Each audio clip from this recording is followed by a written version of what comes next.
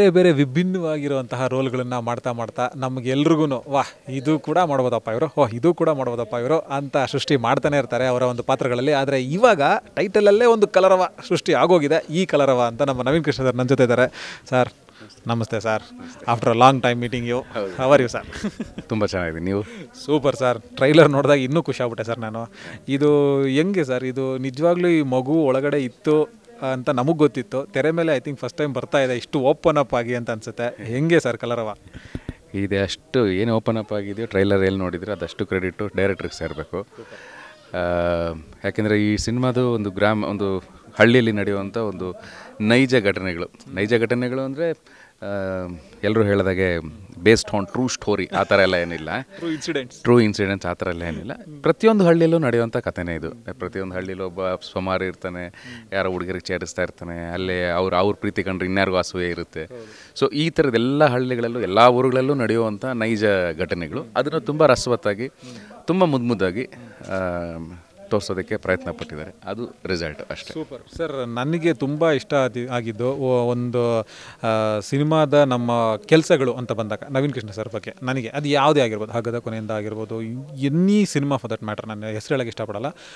ನಾನು ನಿಮ್ಮ ಸ್ಕ್ರಿಪ್ಟ್ ನೋಡಿದ್ದೀನಿ, ಅಂದರೆ ನೀವು ರೆಡಿ ಆಗುವಂತಹ ಒಂದು ರೀತಿ ನೋಡಿದ್ದೀನಿ, ನೀವು ಬರೆಯುವಂಥ ಒಂದು ಶೈಲಿ ನೋಡಿದ್ದೀನಿ.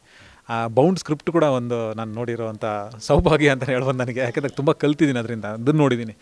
ಹಂಗೆಲ್ಲನೂ ನವೀನ್ ಸರು ಇರ್ತಾರೆ, ಹಿಂಗೂ ಇರ್ತಾರೆ, ವಿಭಿನ್ನವಾಗಿ ಫ್ಯಾಂಟಾಸ್ಟಿಕ್. ಬಟ್ ಈ ಕಲರವದಲ್ಲಿ ಸ್ಕ್ರಿಪ್ಟ್ ವರ್ಕಲ್ಲಿ ಅಥವಾ ಒಂದಷ್ಟು ಆ ಡಿಸ್ಕಷನ್ ವರ್ಕಲ್ಲಿ ಏನಾರು ಇನ್ವಾಲ್ವ್ಮೆಂಟ್ಸ್ ಇಲ್ಲ.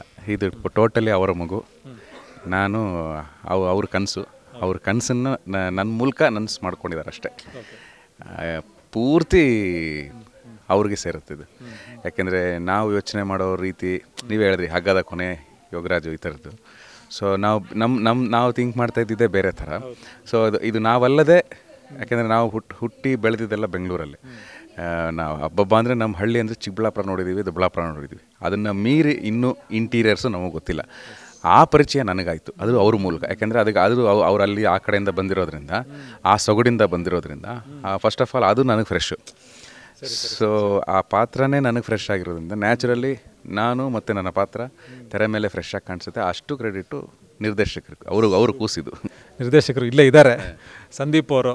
ಸರ್ ಎಲ್ಲ ಸರಿ ಸರ್, ಆ ಕಾಮಿಡಿ ಒಂದು ಟ್ರೈಲರಲ್ಲಿ ನಾವು ನೋಡ್ಬೇಕಾರೆ ಮುಖ ತೊಳೆಯೋಕೆ ಅವ್ರು ನಿಮ್ಗೆ ನೀರು ಪ್ರೊವೈಡ್ ಮಾಡಿಲ್ಲ, ಯಾಕೆ ಸರ್? ಅಂದರೆ ಪ್ರೀತಿ ಅನ್ನೋ ಹುಚ್ಚಲ್ಲಿ ಮುಳುಗೋದವನಿಗೆ ಹುಚ್ಚೆ ಕೂಡ ಏನೋ ಸಿಹಿಯಾಗಿರುತ್ತೆ ಅಂತ ಅನ್ನೋ ಥರ ಒಂದು ಕಾನ್ಸೆಪ್ಟು. ಸೊ ಅವಳನ್ನು ನೋಡಬೇಕು ಅನ್ನೋ ಆ ಥರ ಕಾತರ, ಅಲ್ಲಿ ಸುತ್ತಲೂ ಬರಡು ಭೂಮಿ. ಸೊ ಆ ಬರಡು ಭೂಮಿಲಿ ಅವಳೊಬ್ಬಳೇ ಹೂವು. ಸೊ ಆ ಹೂವನ್ನು ನೋಡಬೇಕಾದ್ರೆ ಯಾವ ನೀರಾದ್ರೇನು ಅಂತ ಅಲ್ಲಿ ಸಿಕ್ಕಿದ ನೀರನ್ನೇ, ಅದು ಮಕ್ಕಳು ದೇವ್ರ ಸಾಮಾನು, ಅವ್ರು ಕೊಟ್ಟಿದ್ದ ಪ್ರಸಾದ ಅನ್ಕೊಂಡು ತೀರ್ಥನ ಹಂಗೆ ಮುಖಕ್ಕೆ ಹಾಕೊಂಡು. Fantastic sir, very well shed. ಆ ಟ್ರೇಲರನ್ನ ಒಂದು ಬೇರೆ ಶೃಂಗಾರ ರೂಪಕ್ಕೆ ತಗೊಂಡು ಹೋಗ್ಬಿಟ್ರಿ ನೀವು ಆ ಶಾರ್ಟನ್ನು ಅಂತಲೇ ಹೇಳ್ಬೇಕು. ಬಟ್ ಎಲ್ಲಿ ಪರಿಚಯ ಆಯಿತು ಸರ್ ಸಂದೀಪ್ ಅವರು? ಹಿಂದಿನ ಸಿನಿಮಾ ಬಿಕೋನೋ ಸಿನಿಮಾಗೆ ನಾನು ಡಬ್ಬಿಂಗ್ ಮಾಡೋಕ್ಕೆ ಹೋಗಿದ್ದೆ. ಸೊ ಆ ಸಿನಿಮಾ ತುಂಬ ಚೆನ್ನಾಗಿ ಮಾಡಿದರು.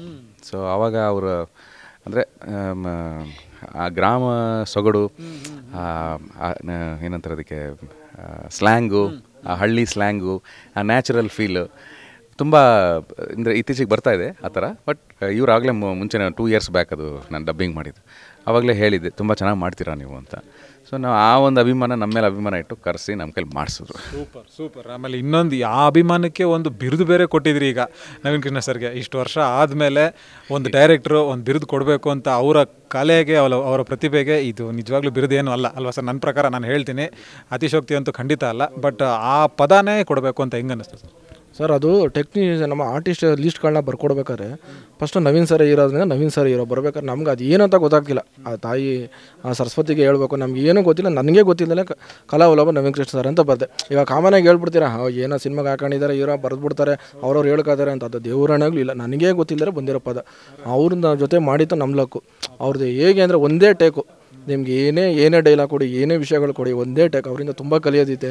ಒಳ್ಳೆ ವಿಷಯಗಳನ್ನ ಅವ್ನಿಗೆ ಎಷ್ಟು ಚೆನ್ನಾಗಿ ನಮ್ಮ ಮನಸ್ಸಲ್ಲಿ ಹೆಂಗೆ ಫೀಲ್ ಮಾಡಿರ್ತೀವೋ, ನಮ್ಗೆ ಹೆಂಗೆ ಬರಬೇಕು ಅಂತದ್ದು ಅದು ಒಂದೇ ಟೇಕಲ್ಲಿ ಕೊಡ್ತಾರೆ. ಅದರಿಂದ ನಮಗೆ ಖುಷಿ, ಅವ್ರ ಜೊತೆ ಕೆಲಸ ಮಾಡೋದೇ ಒಂದು ಖುಷಿ. ಸೂಪರ್. ಇದ್ರ ಜೊತೆಗೆ ಪ್ರೊಡ್ಯೂಸರ್ ಹೇಳ್ತಾ ಇದ್ರು, ನವೀನ್ ಸರ್ ರೆನ್ಯುಮರೇಷನ್ ವಿಷಯದಲ್ಲಾಗಲಿ ಅಥವಾ ಬರೋದು ವಿಷಯದಲ್ಲಾಗಲಿ, ಊಟದ ವಿಷಯಗಳಲ್ಲಾಗಲಿ ಎಷ್ಟು ಡೌನ್ ಟು ಅರ್ತ್ ಇದ್ರು, ಒಂದು ಹೀರೋ ಥರ ಇರಲೇ ಇಲ್ಲ ಅಂತ. ಅದೆಲ್ಲವೂ ನಿಜವಾಗ್ಲೂ ತುಂಬ ಉಪಯೋಗ ಆಗಿರುತ್ತೆ ಪ್ರೊಡಕ್ಷನ್ಗಳು. ಹೌದು ಸರ್, ಖಂಡಿತ. ಆಮೇಲೆ ಇನ್ನೊಂದು ಏನು ಹೇಳ್ತೀನಿ ನಾನು ಸರ್, ಫಸ್ಟು ನಾವು ಸರಿ ಇರಬೇಕು. ಫಸ್ಟು ನಾವೇ ಸರಿ ಇಲ್ಲ ಅಂದಮೇಲೆ ಅವಾಗ ಈಗ ವ್ಯಕ್ತಿ ನಾನು ಸರಿ ಇಲ್ಲ ಅಂದಮೇಲೆ ಬರೋ ನನಗೆ ಪ್ರತಿಯೊಬ್ಬರು ನಮಗೆ ಬೋಧೆ ಬೈತಾರೆ. ಈಗ ನವೀನ್ ಸರ್ ಯಾಕೆ ಸುಮ್ಮನೆ ಮಾತಾಡೋಕೆ ಹೋಗ್ತಾರೆ, ಗಲಾಟೆ ಮಾಡ್ತಾರೆ? ಫಸ್ಟು ನಮ್ಮ ತಾನೇ ನಿಮ್ಮ ಕೆಲಸ ಏನಿದೆ ನಾವು ಮಾಡಬೇಕು. ನಮ್ಮ ಕೆಲಸ ಶ್ರದ್ಧೆಯಿಂದ ಮಾಡಿದ್ರೆ ಅವರು ಮೊದಲೇ ಶ್ರದ್ಧೆಯಿಂದ ಇರೋರಿಂದ ನಮ್ಮ ಜೊತೆ ಬರ್ತಾರೆ. ಈಗ ನಾವೇ ಸರಿ ಇಲ್ಲ ಅಂದಮೇಲೆ ಕಾಮನಾಗಿ ಎಂಥವ್ರಿಗೂ ಸಿಟ್ಟು ಬಂದೇ ಬರುತ್ತೆ, ಬೈದೇ ಬೈತಾರೆ. ಆದರೆ ನಮ್ಮ ಟೀಮಲ್ಲಿ ಆಗಿರಲಿಲ್ಲ. ಅವರಿಂದ ತುಂಬ ಕಲಿಬೇಕಾಯಿತು ಬಿಡಿ. ಪ್ರತಿಯೊಂದು ವಿಷಯನೂ ಅವ್ರು ಒಂದು ಏನೋ ಒಂದು ಬೆಂಚ್ ಎತ್ತಿಡೋದಾಗಲಿ, ಚೇರ್ ಅವ್ರು ಹೋಗ್ತಾ ಹೇಳ್ಬಿಟ್ರೆ ಎಲ್ಲರೂ ಪ್ರತಿಯೊಬ್ಬರು ಹೇಳ್ತಿದ್ರು ನವೀನ್ ಕೃಷ್ಣ ಸರ್ ಸಿಟ್ಟು ಸಿಕ್ಕಾಬಟ್ಟೆ. ಅಲ್ಲ ಸುಮ್ಮನೆ ಜನಗಳು ಹೇಳೋದು ವಿಷಯಗಳು, ಯಾಕಂದ್ರೆ ಅವ್ರ ಜೊತೆ ಮಾಡಿರಲ್ಲ, ಗೊತ್ತಿರಲ್ಲ, ಸುಮ್ಮನೆ ಹಿಂದೆ ಹೊರಗಡೆ ನಿಂತ್ಕೊಂಡು ಆ ಥರ ಮಾತಾಡ್ತಾರೆ. ತಪ್ಪೋದು, ಆ ಥರ ಮಾತಾಡಬಾರ್ದು. ಆ ಥರ ಹೇಳ್ತಿದ್ರು. ಹಂಗೆ ನಾನು ಹೇಳ್ದೆ, ಇಲ್ಲ ಸರ್ ನಾವು ಸರಿ ಇದ್ದೀವಿ, ನಮ್ಮ ಕೆಲಸ ಪಕ್ಕ ಇದೆ. ಅವಾಗ ನಾವು ಯಾರಿಗೂ ತಲೆ ಕೆಡಿಸ್ಕೊಳ್ಳೋ ಅವಶ್ಯಕತೆ ಇಲ್ಲ. ಅವ್ರು ಬಂದರು, ಅವ್ರದ್ದು ತಾಳ್ಮೆ, ಅವ್ರದ್ದು ಹೇಳೋ ವಿಷಯ, ಅವ್ರು ಯಾರ ವಿಷಯಕ್ಕೂ ತಲೆ ಕೆಡಿಸ್ಕೊಳ್ಳಲ್ಲ. ಅವ್ರಾಯಿತು, ಅವ್ರ ಕೆಲಸ ಆಯಿತು, ಬರ್ತಾರೆ. ಅವ್ರ ರೂಮಲ್ಲಿ ಆಯಿತು. ಬೇರೆ ಹೀರೋಗಳ ಥರನೇ ಅಲ್ಲ, ಬೇರೆ ಹೀರೋಗಳ ಥರ ಸುಮ್ಮನೆ ಹೀರೋಯಿನ್ ಪಕ್ಕ ಚೇರ್ ಹಾಕೋ ಕೂತ್ಕೊಂಡು ಮಾತಾಡೋದು, ಅಲ್ಲಿ ಇಲ್ಲಿ ಹೋಗೋದು ಅಲ್ಲ. ಓಪನ್ ಆಗಿ ಹೇಳ್ಬೇಕು, ಹೀರೋ ಸೀನೇ ಇಲ್ಲ. ಅವರಿಂದ ನೋಡಿ ತುಂಬ ಕಲಿಯೋದು ಐತೆ. ಅವ್ರು ಬಂದು ಸಂಜೆ ಕೂತ್ಕೊಂಡ್ರೆ ಬರೀ ರೈಟಿಂಗು, ಬೆಳಗ್ಗೆ ಬಂದರೆ ಕೆಲಸ. ನಮ್ದು ಏನಾದ್ರು ಶಾರ್ಟ್ ಇಲ್ಲ ಮಧ್ಯಾಹ್ನವ್ರಿಗೆ ಹೋದ್ರೆ ಆರಾಮಾಗಿ ಅಲ್ಲಿ ಇಲ್ಲಿ ಜಗಲಿ ಮೇಲೆ ಹಚ್ಕಟ್ಟ ಮಾಡ್ಕೊಂಡು ಸುಮ್ಮನೆ ಅದು ಇದು ಏನಾರು ಟೈಪ್ ಮಾಡ್ಕೊಂಡು ಕೂತ್ಕೊಳ್ಳೋರು. ಅವ್ರು ತಲೆನೇ ಕೆಡ್ಸ್ಕೊತಿರಲಿಲ್ಲ, ಬೇಜಾರು ಮಾಡ್ಕೊತಿರ್ಲಿಲ್ಲ. ನಿಜವಾಗಿ ಖುಷಿ ಆಯಿತು. ನಮ್ಮಂಥ ಹೊಸಬರು ಅವ್ರ ಜೊತೆ ಕೆಲಸ ಮಾಡೈತೆ ಒಂದು ಲಕ್ ಅಂತ ಹೇಳ್ಕೋಬೇಕು ಅಷ್ಟೇ. ನವೀನ್ ಸರ್, ನನಗೆ ಇದಕ್ಕಿಂತ ಖುಷಿ ನಿಜವಾಗ್ಲಿಲ್ಲ. ನನ್ನ ಫೇವ್ರೆಟ್ ನಟರಲ್ಲಿ ನೀವು ಒಂದು ನಿಜವಾಗ್ಲೂ ಆ ಆಯಾಮಗಳನ್ನೇ ದಾಟಿ ಈ ಫೇವ್ರೆಟ್ ನಟ, ನನ್ನ ಹೀರೋ, ನನ್ನ ಇದು ಅನ್ನೋದಕ್ಕಿಂತ ನೀವು ಬೇರೆ ಏನೇನೋ ಮಾಡ್ತಿರ್ತೀರ ಯಾವಾಗ್ಲೂ. ನನಗೆ ತುಂಬ ಇಷ್ಟ ನಿಮ್ಮ ನಟನೆ. ಎಲ್ಲ ಸಹಜವಾಗಿ ಬರ್ತಾ ಇರುತ್ತೆ, ಅದರಲ್ಲೊಂದು ದಿಮಾಕು ಇರುತ್ತೆ, ಬೇರೆ ಎಲ್ಲವೂ ಇರುತ್ತೆ.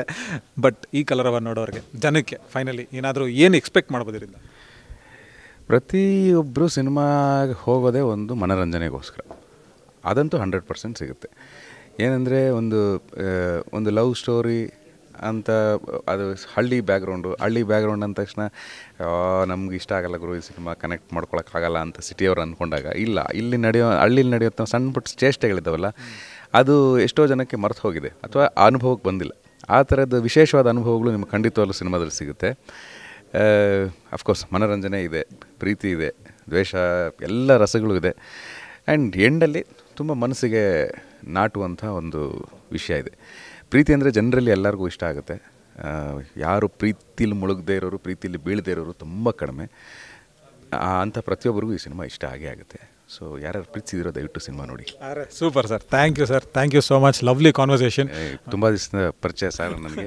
ಯೋಗರಾಜ್ ಸಿನಿಮಾದಲ್ಲಿ ಒಟ್ಟಿಗೆ ಕೆಲಸ ಮಾಡಿದ್ವಿ. ಹೇಳಿದ್ರೆ ಹೀಗೆ ತಾನೆ ಈ ಕಾರ್ನರ್ ಸೀಟ್ ತುಂಬ ಒಳ್ಳೆ ಕೆಲಸ ಮಾಡ್ತಾಯಿದ್ದಾರೆ ಕನ್ನಡ ಇಂಡಸ್ಟ್ರಿಯಲ್ಲಿ.